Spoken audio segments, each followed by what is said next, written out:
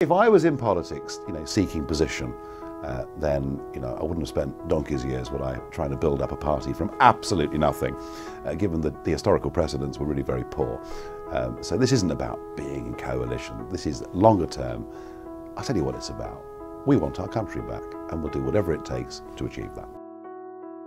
We're not doing this because we seek rank and position. We're doing it because we want to make sure that our children and grandchildren and those that come after us can have the privileges of living in a free, open, democratic country that they support. We want our country back, and we're damn well going to get it. I am in favour of having a referendum. No, the issue of a referendum is not our view that there should be an in-out referendum. I don't want Britain to leave the European Union. Why not give people a choice? Well, I think it's the wrong answer for Britain. Well, we want to have a referendum. I think people in this country will be frustrated and angry that Ireland has been able to vote twice on a treaty that changes the way we're governed, and yet we haven't been able to vote once. It has never been the case that a €2 billion bill has suddenly been presented. Instead of footing the bill, we have halved the bill. We have delayed the bill. And it is not acceptable. It is an appalling way to behave. The people in Parliament at the moment are just strutting around, trying to look as though they're important, trying to give the impression they're in charge, when it's becoming increasingly clear they're not in charge anymore. They've effectively given our sovereignty and control of our country away to quangos and to the EU. I'm not paying that bill. We will pay in 2 instalments. We are not suddenly going to get out our chequebook and write a cheque for €2 billion. It is not happening. It's a real result for Britain. People know that what I say, I will do. I am opposing Mr. Juncker's candidature.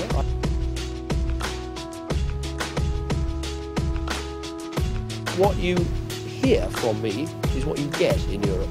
We need that renegotiation, we need that referendum. With me, you'll get both of them. I don't think anyone trusts Cameron.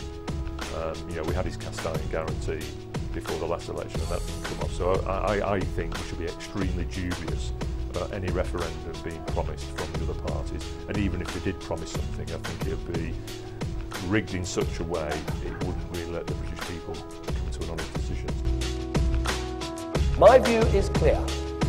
I believe it's just wrong to say that Turkey can guard the camp but not be allowed to sit in the tent. So I will remain your strongest possible advocate for EU membership and for greater influence at the top table of European diplomacy. The question on everybody's mind is the referendum. If I know what you're going to say. Mr Miliband, it took you 7 paragraphs to explain Labour's policy on an EU referendum. This morning we sat in the brew room over there. Yeah. So that's just your workers. And they're all leaning now towards UKIP. Because I was brought up on a Labour council estate and I've just fought a predominantly Labour controls constituency, my message is to Labour voters and to say to them, you've been betrayed by the Labour Party. You need to be able to accept that.